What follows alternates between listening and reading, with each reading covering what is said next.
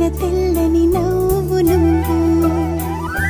నీ చిరునవ్వుల తోట చిలిపిగా ఆడే ఆట వెయ్యేళ్ళు నన్ను చూడని జన్మ ఫలమా మా తీపి వరమా ఇక నేను నీ చేతి బొమ్మ